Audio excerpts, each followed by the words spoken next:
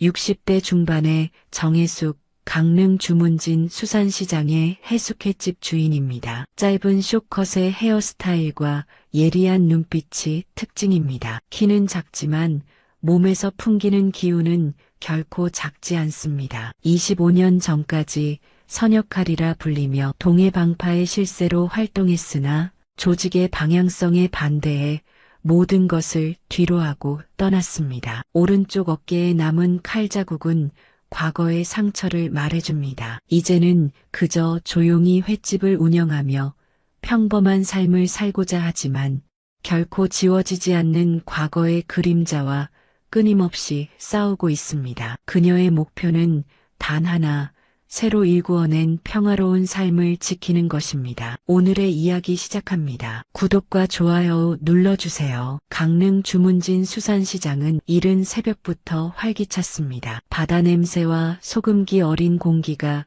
시장 구석구석을 채우고 상인들의 호객 소리가 골목을 따라 울려 퍼지죠. 그 중심에 해숙횟집이 자리하고 있었습니다. 60대 중반의 정혜숙은 새벽 4시부터 일어나 가게 문을 열고 경매장에서 들여온 싱싱한 생선들을 정리하고 있었어요. 오늘 광어가 참 좋네.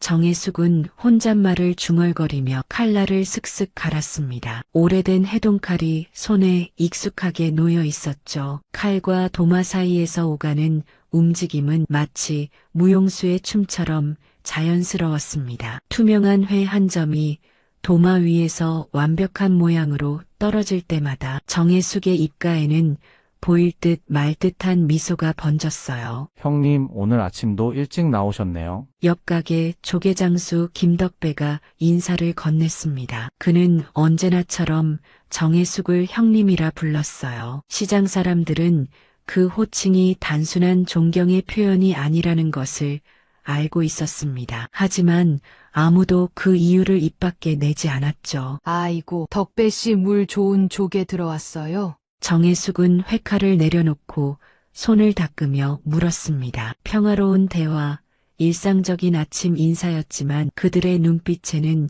깊은 인연이 담겨 있었어요. 오늘은 백령도에서 좋은 백합 들어왔습니다. 저녁에 한 접시 가져다 드릴게요. 김덕배는 고개를 숙이며 말했습니다. 정혜숙은 고개를 끄덕였죠. 그렇게 평범한 하루가 시작되었습니다. 정오가 다가올 무렵 해숙횟집에는 단골 손님들이 하나둘 모여들기 시작했어요. 대부분은 오랜 단골이거나 지역 어른들이었습니다. 정혜숙은 그들에게 오늘 들어온 싱싱한 회를 대접하며 간간히 소주 한 잔씩 따라주었죠. 해숙이 손맛은 강원도 최고야. 내가 전국 안 다녀본 데 없지만 이만한 회는 없다니까. 한 노인이 회 한 점을 젓가락으로 집어 올리며 감탄했습니다. 그의 칭찬에 정혜숙은 담담히 웃기만 했어요. 가게 안은 조용한 웃음소리와 술잔 부딪히는 소리로 가득 찼습니다. 이것이 정혜숙의 일상이었죠. 단조롭지만 평화로운. 하지만 그날 오후 시장 입구에서 들려오는 소란스러운 소리가 그 평화를 깨뜨렸습니다. 정혜숙은 칼질을 멈추고 소리가 나는 쪽을 바라보았어요. 젊은 남자 5명이 시장 상인들을 둘러싸고 큰 소리로 떠들고 있었습니다. 이 시장도 이제 새 질서가 필요하다고 봅니다. 해송청년회에서 여러분의 안전을 책임질 테니 매달 소정의 회비만 내시면 됩니다. 가장 앞에 선 젊은이가 말했죠. 그는 20대 후반쯤 되어 보였고 다른 이들보다 한 걸음 앞에서 리더처럼 행동하고 있었어요. 상인들은 대부분 고개를 숙이고 말없이 듣기만 했습니다. 몇몇은 겁에 질린 표정으로 서둘러 지갑을 꺼내기도 했죠. 정혜숙은 무표정한 얼굴로 그 광경을 지켜보다가 다시 회칼을 집어들었습니다. 칼날이 도마에 닿는 소리가 어느 때보다 선명하게 들려왔어요. 이튿날 아침, 시장은 어제의 소란이 거짓말처럼 평온했습니다. 하지만 상인들의 얼굴에는 불안감이 역력했죠. 30년 넘게 이 시장을 지켜온 채소 장수 박할머니는 벌써 보호비를 냈다고 했습니다. 다른 상인들도 하나둘씩 돈을 내기 시작했어요. 해숙 씨는 어쩔 거요? 그 애들 만만치 않던데. 박할머니가 조심스레 물었습니다. 정혜숙은 광어 비늘을 손질하며 대답했어요. 걱정 마세요. 그냥 장사나 합시다. 그녀의 목소리는 담담했지만 손에 쥔 칼날은 평소보다 더 강하게 비늘을 긁어내고 있었죠. 누구도 더 묻지 않았습니다. 다들 알고 있었어요. 해숙횟집은 건드리면 안 되는 곳이라는 것을. 정오가 지나자 해송 청년의 무리가 다시 나타났습니다. 가게마다 돌아다니며 회비를 걷고 있었죠. 시간이 흐를수록 그들의 태도는 점점 더 거만해졌어요. 시장 중심부에 이르자 그들 앞에 해숙횟집이 나타났습니다. 여기가 그 유명한 횟집이구만. 여기도 가봐야지. 리더인 찬우가 입꼬리를 올리며 말했어요. 옆에 서 있던 동료가 그의 팔을 잡았습니다. 형, 저기는 좀 위험하다고 들었는데요. 찬우는 비웃으며 팔을 뿌리쳤죠. 뭐, 이 시장에서 내가 못 갈 데가 어디 있어? 이제 이 동네 룰은 우리가 만드는 거야. 찬우는 자신만만한 걸음으로 해숙횟집 문을 열고 들어갔습니다. 정혜숙은 여전히 생선을 손질하고 있었죠. 그녀는 잠시 시선을 들어 문 쪽을 바라보았지만 곧 다시 회칼을 놀리기 시작했어요. 안녕하십니까?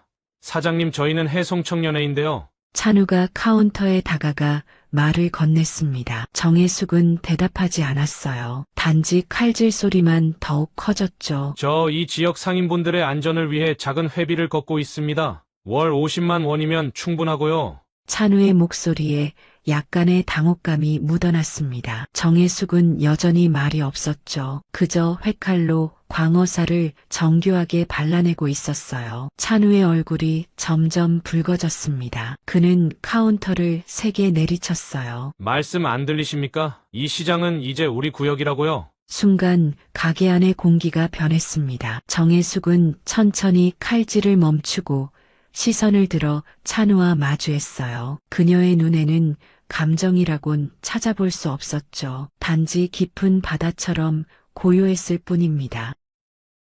단 한마디였습니다. 그 짧은 말에도 가게 안은 순식간에 냉기로 가득 찼어요. 옆에 있던 찬우의 동료들이 눈에 띄게 움찔했습니다. 하지만 찬우는 물러서지 않았죠. 뭐라고요? 할머니, 이게 누구한테 하는?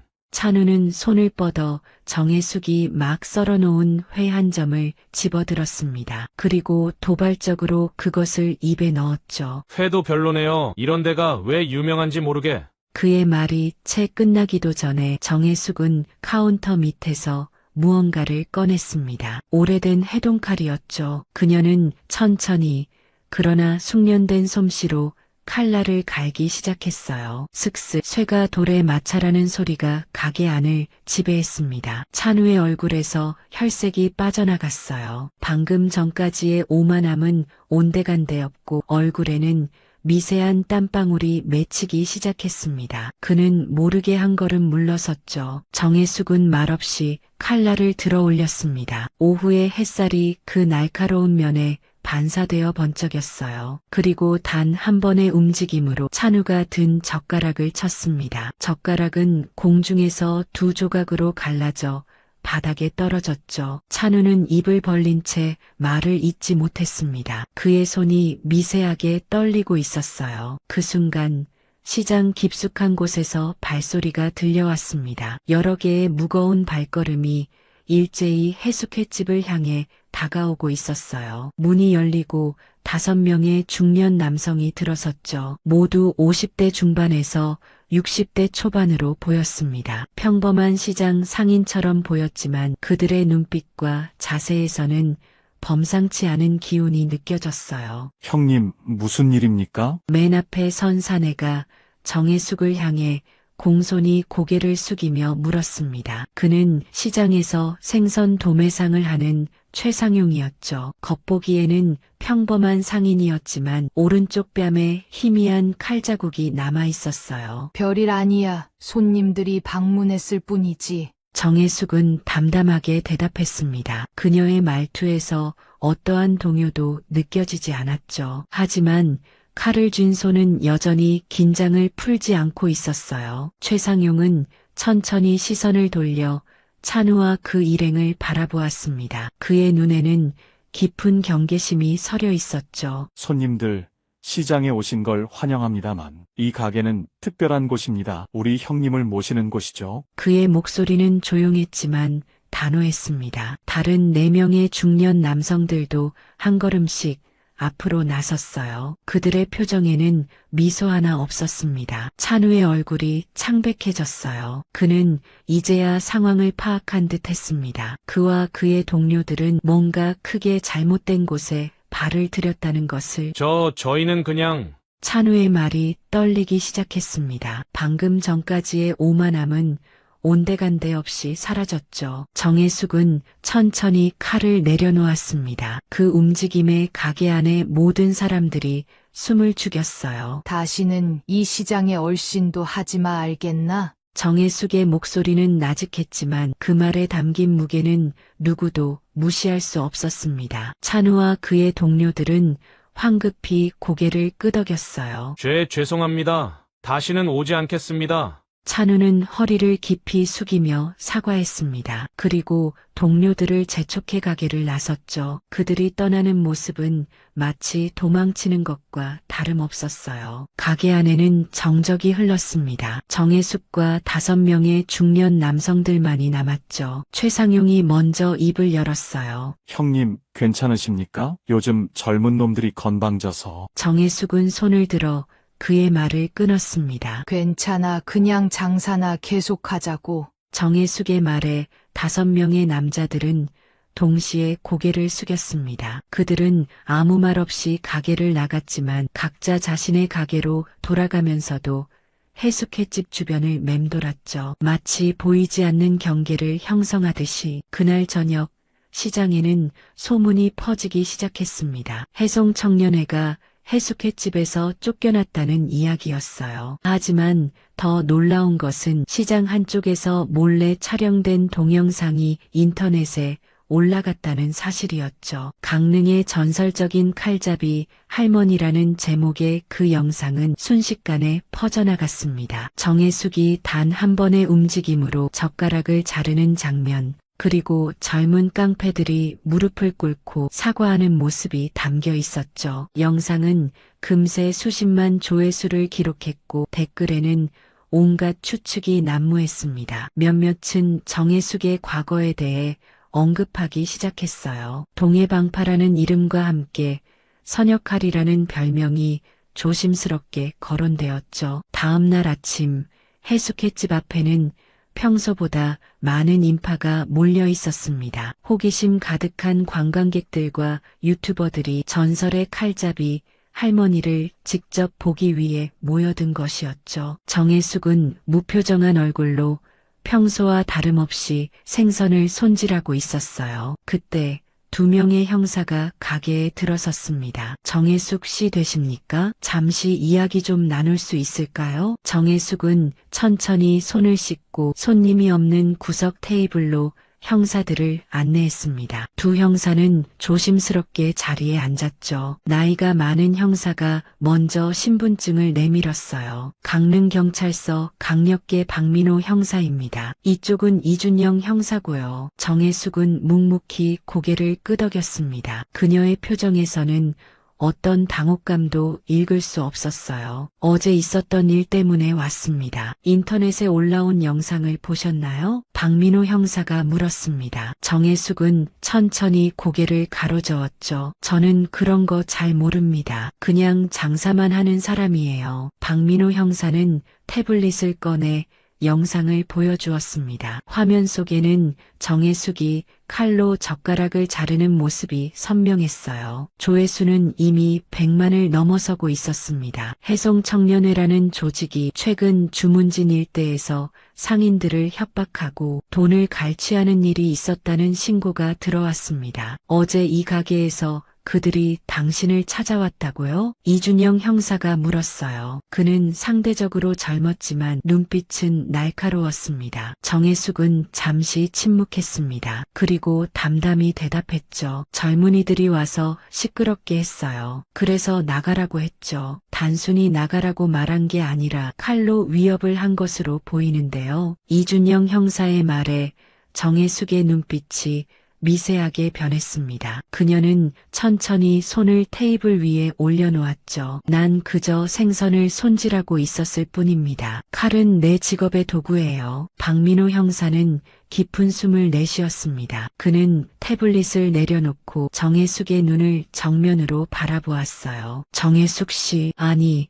과거 선역칼로 알려졌던 분이시죠? 가게 안의 공기가 얼어붙었습니다. 정혜숙의 표정은 여전히 변함이 없었지만 그녀의 손가락이 미세하게 긴장된 것이 보였어요. 그건 아주 오래전 이야기입니다. 이제는 그저 횟집 주인일 뿐이에요. 정혜숙의 목소리는 나직했지만 단호했습니다. 박민호 형사는 고개를 끄덕였죠. 20년 전 동해안 일대를 주름잡던 동해방파의 실세, 칼솜씨로는 따라올 자가 없다 했던, 이제는 모두 지나간 일이라고 치죠. 박민호 형사의 말에 정혜숙은 아무 대답도 하지 않았습니다. 단지 창밖을 바라볼 뿐이었죠. 그녀의 눈에는 깊은 과거의 기억이 스쳐 지나가는 듯 했어요. 우리가 온 이유는 당신을 체포하거나 문제 삼으려는 게 아닙니다. 오히려 반대예요. 이준영 형사가 말했어요. 정혜숙은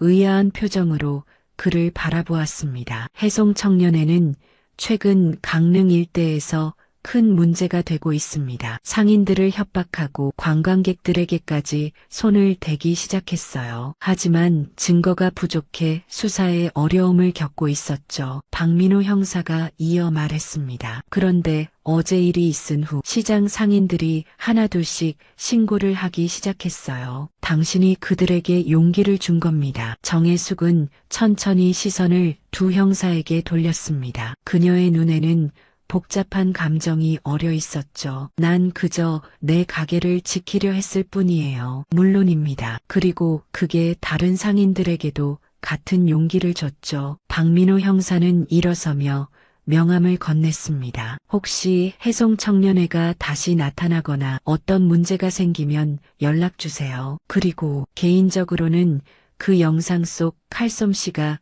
정말 인상적이었습니다. 두 형사가 떠난 후 정혜숙은 한동안 자리에 앉아 있었습니다. 그녀의 마음속에는 오래된 기억들이 파도처럼 밀려왔죠. 선역칼이라 불리던 시절, 동해방파의 일원으로 살았던 날들, 그 모든 것을 뒤로하고 조용한 횟집 주인으로 살아온 지난 15년의 시간이 주마등처럼 스쳐 지나갔어요. 문득 가게 밖에서 소란스러운 소리가 들렸습니다. 정혜숙은 천천히 일어나 밖을 내다보았어요. 시장 입구에 여러 대의 차가 멈춰 서 있었고 정장 차림의 남자들이 내리고 있었습니다. 그중 한 남자가 눈에 띄었죠. 머리가 희끗한 65 남자. 청관수, 동해방파의 전 보스였습니다. 정혜숙의 가슴이 묵직하게 내려앉았어요. 그녀는 천천히 앞치마를 벗고 손을 씻었습니다. 그리고 카운터 밑에서 오래된 해동칼을 꺼내 작업대 위에 올려놓았죠. 오랜 스승이자 그가 찾아온 이유는 단 하나일 것이었습니다. 청관수는 2명의 젊은 수행원을 대동하고 해숙횟집으로 천천히 걸어왔습니다. 그의 걸음은 나이에 비해 가벼웠고 눈빛은 여전히 예리했죠. 정혜숙은 가게 문 앞에 서서 그를 기다렸어요. 두 사람의 시선이 공중에서 마주쳤습니다. 오랜만이군, 해숙. 청관수가 먼저 입을 열었습니다. 그의 목소리는 나이 탓인지 예전보다 낮고 거칠어져 있었어요. 25년 만이네요. 관수 형님, 정혜숙이 대답했습니다. 그녀의 목소리에는 감정이 묻어나지 않았죠. 두 사람은 한동안 말없이 서로를 바라보기만 했어요. 시장 사람들은 그들 주변에서 슬그머니 물러나 거리를 두었습니다. 들어가도 되겠나? 청관수가 물었고 정혜숙은 묵묵히 고개를 끄덕였습니다. 그들은 함께 가게 안으로 들어갔죠. 청관수의 수행원들은 가게 밖에 남아 경계를 서는 듯한 모습이었어요. 해숙횟집의 다른 손님들은 어느새 자리를 비우고 없었습니다. 정혜숙은 청관수를 구석 자리로 안내했습니다. 그리고 직접 소주 한 병과 안주로 생선회를 내왔어요. 아직도 회 썰기는 최고구만. 청간수가 회 한 점을 집어들며 말했습니다. 그는 천천히 그것을 입에 넣고 음미했어요. 그의 얼굴에 옅은 미소가 번졌습니다. 역시 선역할의 솜씨는 세월이 가도 변함이 없군. 정혜숙은 말없이 소주잔을 채웠습니다. 청간수는 잔을 들어 한 번에 비웠고 정혜숙도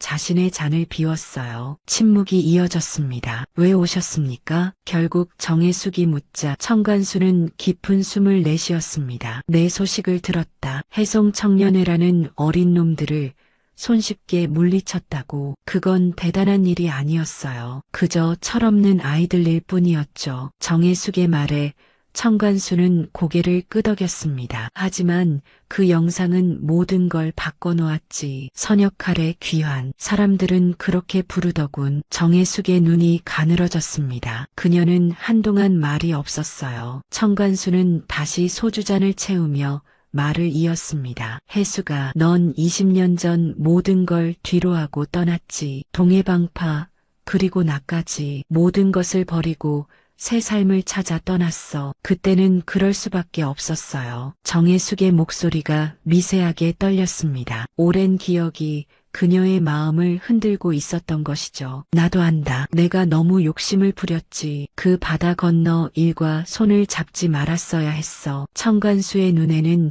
후회의 빛이 어렸습니다. 그는 창밖으로 시선을 돌렸어요. 그날 밤 내가 칼을 내리고 등을 돌렸을 때 사실 내가 다시는 돌아오지 않을 줄 알았다. 정혜숙은 말없이 자신의 오른쪽 어깨를 만졌습니다. 그곳에는 오래된 칼자국이 남아 있었죠. 형님이 남긴 선물이죠. 그녀의 말에 청간수는 깊은 한숨을 내쉬었습니다. 미안하다, 혜수가. 내가 너무 혈기에 눈이 멀었었지. 둘 사이에 다시 침묵이 흘렀습니다. 소주병이 반쯤 비워졌을 때 청간수가 다시 입을 열었어요. 나 이제 얼마 안 남았다. 그의 말에 정혜숙은 놀란 눈으로 그를 바라보았습니다. 말기 폐암이야. 의사들 말로는 석 달 정도. 청간수는 쓴웃음을 지었습니다. 그의 얼굴에 깊게 패인 주름이 더욱 선명해 보였어요. 그래서 마지막으로 널 보러 왔어. 과거의 일들을 정리하고 싶었거든. 정혜숙의 눈에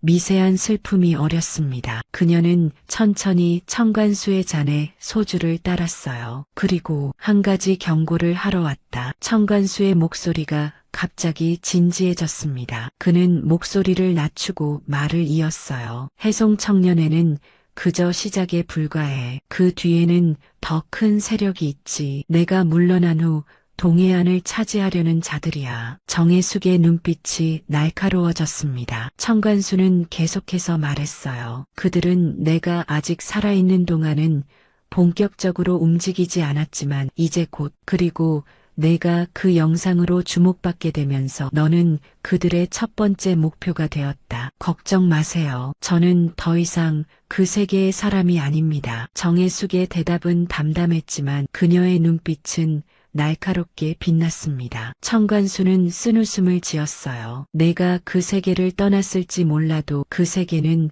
널 잊지 않았다. 특히 이제 내 모습이 전국에 알려진 이상. 청간수의 말이 채 끝나기도 전에 가게 바깥에서 소란이 들렸습니다. 그의 수행원 중 하나가 급히 문을 열고 들어왔어요. 회장님, 경찰들이 오고 있습니다. 청간수는 천천히 일어섰습니다. 그리고 정혜숙을 향해 깊이 고개를 숙였어요. 잘 지냈나, 선역할. 넌 나보다 나은 길을 걸었구나. 이젠 끝내도 된다. 그의 마지막 말에 정혜숙의 눈에 이해의 빛이 어렸습니다. 청간수는 더 이상 말을 보태지 않고 가게를 나섰어요. 바깥에서는 경찰차 몇 대가 도착하는 소리가 들렸지만 청간수와 그의 일행은 이미 다른 방향으로 사라지고 있었습니다. 정혜숙은 한동안 그 자리에 앉아 있었습니다. 청간수의 마지막 말이 그녀의 마음을 흔들었어요. 이젠 끝내도 된다. 그것은 용서의 말이자 작별의 인사였습니다. 경찰들이 가게에 들어왔을 때 정혜숙은 이미 평소처럼 생선을 손질하고 있었어요. 박민호 형사가 앞장서서 다가왔습니다. 방금 청관수가 다녀갔죠? 정혜숙은 묵묵히 고개를 끄덕였습니다. 박민호 형사는 한숨을 쉬었어요. 저희가 그를 쫓고 있었는데 놓쳤군요. 무슨 이야기를 했습니까? 오래된 친구와의 작별 인사였어요. 그뿐입니다. 정혜숙의 대답에 박민호 형사는 더 묻지 않았습니다. 그는 알고 있었어요. 동해방파의 세계에서 작별이 무엇을 의미하는지. 해송 청년의 대부분을 체포했습니다. 그들이 시장 상인들에게 받아간 돈도 대부분 회수했고요. 이준영 형사가 말했습니다. 정혜숙은 칼질을 멈추지 않은 채 대답했어요. 다행이네요. 하지만 그들의 리더인 찬우는 아직 잡지 못했습니다. 그리고 박민호 형사가 말을 이어갔습니다. 청관수가 당신을 찾아온 건 단순한 우연이 아닐 겁니다. 조심하세요. 정혜숙은 그제야 칼을 내려놓고 두 형사를 바라보았습니다. 걱정 말아요. 난 이제 그저 회 파는 할머니일 뿐입니다. 하지만 그녀의 눈빛은 그 말과 달리 경계심으로 가득 차 있었어요. 형사들이 떠난 후 정혜숙은 가게 문을 닫고 안쪽 벽장으로 향했습니다. 오래된 나무 상자를 꺼내 열었어요. 그 안에는 한때 선역칼의 상징이었던 두 자루의 칼이 놓여 있었습니다. 그날 밤 정혜숙은 오랜만에 잠을 설쳤습니다. 청관수의 경고가 그녀의 마음에 깊은 그림자를 드리웠어요. 그리고 새벽이 밝아올 무렵 그녀의 집 전화가 울렸습니다. 형님, 큰일 났습니다. 전화기 너머로 최상용의 급한 목소리가 들렸어요. 시장에 불이 났습니다. 정혜숙은 서둘러 옷을 갈아입고 시장으로 향했습니다. 멀리서도 검은 연기가 하늘로 치솟는 것이 보였어요. 소방차 여러 대가 현장에 도착해 있었고 시장 상인들은 놀란 표정으로 모여 있었습니다. 다행히 불은 시장 한쪽 모퉁이에서만 번졌고 대부분의 가게는 무사했어요. 하지만 정혜숙의 해숙횟집은 완전히 타버린 상태였습니다. 그녀는 말없이 그 모습을 바라보았어요. 누군가 일부러 불을 지른 것 같습니다. 박민호 형사가 그녀 옆에 다가와 말했습니다. 목격자에 따르면 검은 차에서 내린 남자들이 가게에 뭔가를 던진 후 급히 떠났다고 하네요. 정혜숙의 표정은 무덤덤했지만 그녀의 손은 주먹을 꽉 쥐고 있었어요. 그때 그녀의 전화가 울렸습니다. 발신자 표시는 없었지만 정혜숙은 그 전화를 받았습니다. 정혜숙, 내 말 들리나? 전화기 너머로 들려온 목소리는 찬우의 것이었습니다. 정혜숙은 천천히 시선을 불에 탄 가게에서 떼고 전화에 집중했어요. 내 목소리는 떨리고 있구나. 정혜숙의 말에 찬우는 잠시 침묵했습니다. 그리고 억지로 목소리를 가다듬었죠. 당신 때문이에요. 모든 게 엉망이 됐어. 찬우의 목소리에는 분노와 두려움이 뒤섞여 있었습니다. 정혜숙은 한 발짝 자리를 옮겨 사람들에게서 멀어졌어요. 내가 내 가게에 불을 지른 거냐? 당신이 먼저 시작했잖아. 내가 얼마나 망신을 당했는지 알아요? 찬우의 목소리가 격앙되었습니다. 정혜숙은 잠시 눈을 감았어요. 그리고 차분히 대답했습니다. 어디 있는지 말해봐. 만나서 이야기하자. 전화기 너머로 찬우의 거친 숨소리가 들렸습니다. 그는 망설이는 듯 했어요. 날 잡으려고? 경찰에 넘기려고? 아니, 그냥 이야기만 할 거야. 내가 원하는 게 뭔지 듣고 싶구나. 정혜숙의 차분한 목소리에 찬우는 한동안 말이 없었습니다. 그리고 마침내 입을 열었어요. 오후 2시. 등대포구 창고. 혼자 와요. 전화가 끊겼습니다. 정혜숙은 천천히 전화를 주머니에 넣고 불타버린 가게를 다시 바라보았어요. 20년간 쌓아온 새 삶이 재가 되어 흩어지고 있었습니다. 누구였습니까? 박민호 형사가 다가와 물었어요. 정혜숙은 고개를 저었습니다. 아무것도 아니에요. 그냥 안부 전화였죠. 박민호 형사는 의심스러운 눈길로 그녀를 바라보았지만 더 묻지는 않았습니다. 그는 명함을 한 장 더 건네며 말했어요. 무슨 일이든 연락 주세요. 이건 제 개인 전화번호입니다. 정혜숙은 고개를 끄덕이며 명함을 받았습니다. 그리고 불에 탄 가게 앞에서 조용히 물러났어요. 집으로 돌아온 정혜숙은 오래된 나무 상자를 다시 꺼냈습니다. 그녀는 천천히 그 안에서 2자루의 칼을 꺼내 손질했어요. 녹슨 부분을 닦고 칼날을 갈며 칼자루의 가죽을 새 것으로 감았습니다. 그리고 오랜 시간 동안 칼을 바라보았어요. 이제 진짜 마지막이 될까? 정혜숙은 중얼거렸습니다. 그녀의 눈에는 복잡한 감정이 어려 있었어요. 결단, 체념, 그리고 어쩌면 약간의 해방감까지. 오후 1시 50분, 정혜숙은 등대폭으로 향했습니다. 그녀는 평소처럼 소박한 옷차림이었지만 긴 코트 안에는 2자루의 칼이 숨겨져 있었어요. 등대포구는 한적했습니다. 낚시꾼 몇 명만이 멀리서 보일 뿐이었죠. 창고는 포구 끝자락에 있었습니다. 오래되고 녹슨 철문이 바닷바람에 삐걱거렸어요. 정혜숙은 주변을 살폈습니다. 숨어있는 사람은 보이지 않았지만 그녀는 직감적으로 느꼈어요. 이곳이 함정이라는 것을. 정혜숙은 천천히 창고 문을 열고 들어갔습니다. 안은 어두웠지만 작은 창문으로 들어오는 빛이 희미하게 공간을 밝히고 있었어요. 창고 중앙에 찬우가 서 있었습니다. 그의 얼굴은 창백했고 손에는 권총이 들려 있었죠. 왔군요. 선역할. 찬우의 목소리가 떨렸습니다. 정혜숙은 천천히 문을 닫고 그를 향해 걸어갔어요. 총은 내려놓고 이야기하자. 정혜숙이 말했습니다. 찬우는 비웃음을 지었어요. 내가 왜요? 이제 내가 우위에 있는데 그 총 쏴본 적 있니? 정혜숙의 질문에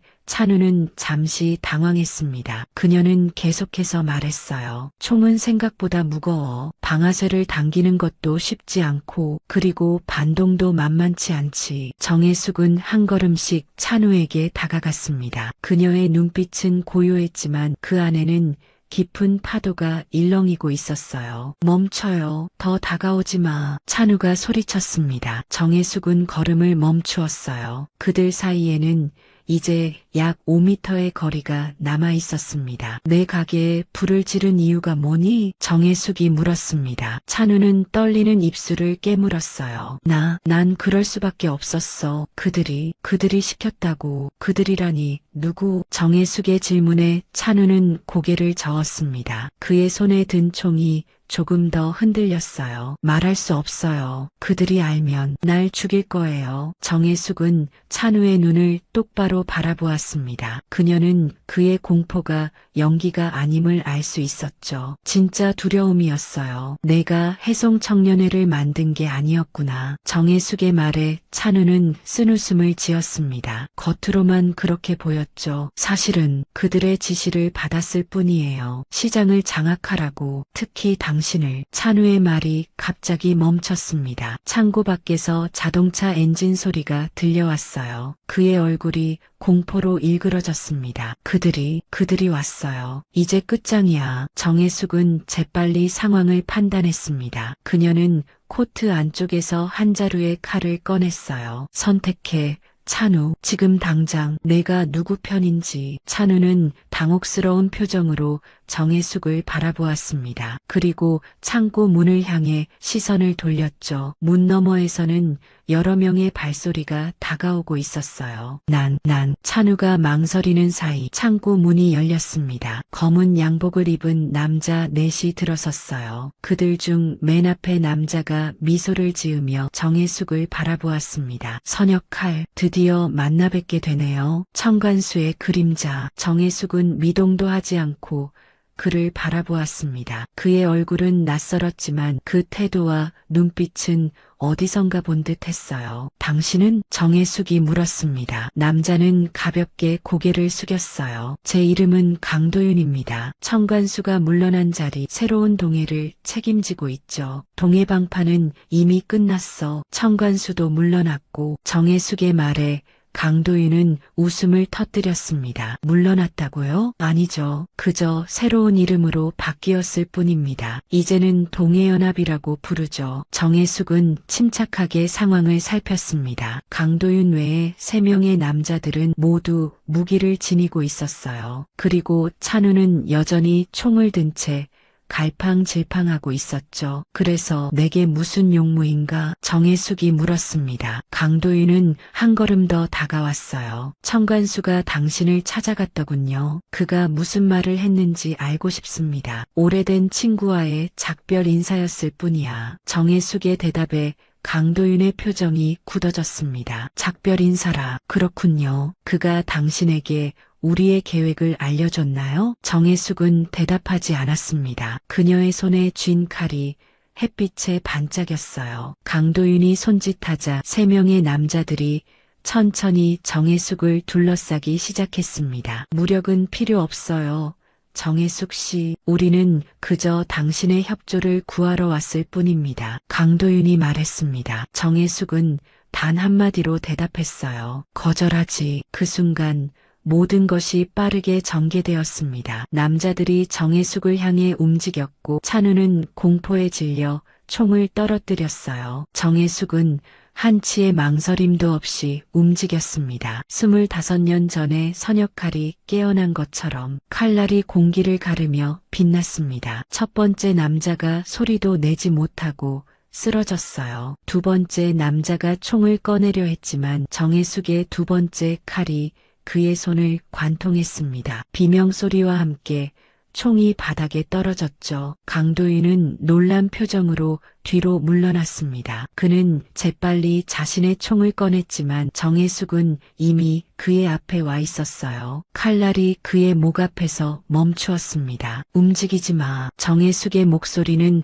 얼음처럼 차가웠습니다. 강도윤은 천천히 총을 바닥에 내려놓았어요. 바로 그때 창고 밖에서 경찰 사이렌 소리가 들려왔습니다. 누군가가 이 상황을 신고한 것이었죠. 창고 문이 열리고 박민호 형사와 여러 경찰들이 들어섰습니다. 모두 움직이지 마. 박민호 형사가 소리쳤습니다. 경찰들은 재빨리 상황을 통제했어요. 강도윤과 그의 부하들은 체포되었고 찬우는 바닥에 주저앉아 울기 시작했습니다. 정혜숙은 천천히 칼을 내려놓았습니다. 박민호 형사가 그녀에게 다가왔어요. 역시 찾아오실 줄 알았습니다. 정 씨가 집을 나서는 걸 보고 따라왔어요. 정혜숙은 묵묵히 고개를 끄덕였습니다. 그녀는 이제 지쳐 보였어요. 이제 정말 끝났나요? 정혜숙이 물었습니다. 박민호 형사는 고개를 끄덕였어요. 강도윤은 오래전부터 수배 중이던 인물입니다. 그를 잡게 된 건 큰 성과예요. 한 달 후 주문진 수산시장은 다시 활기를 찾았습니다. 불에 탄 해수캣집 자리에는 새 건물이 들어서고 있었어요. 시장 상인들이 모금을 해서 함께 지은 것이었습니다. 정혜숙은 새가게 앞에 서서 간판을 바라보았습니다. 그녀는 천천히 손을 뻗어 현판을 달았어요. 칼은 남을 베는 게 아니라 생선을 나누는 데 쓰이는 도구여야지. 마이너스 정혜숙. 가을 바람이 불어오는 오후 정혜숙은 새가게에서 광어 한 마리를 손질하고 있었습니다. 마치 아무 일도 없었던 것처럼. 하지만 시장 사람들은 모두 알고 있었어요. 그 회칼이 이 바다를 지키고 있다는 것을. 정혜숙의 손에서 칼날이 번쩍였습니다. 오랜 세월을 거쳐온 그 손길은 여전히 정확했지만 이제는 더 이상 서늘함이 아닌 온기가 느껴졌어요. 칼 끝에서 느껴지는 평온한 온기.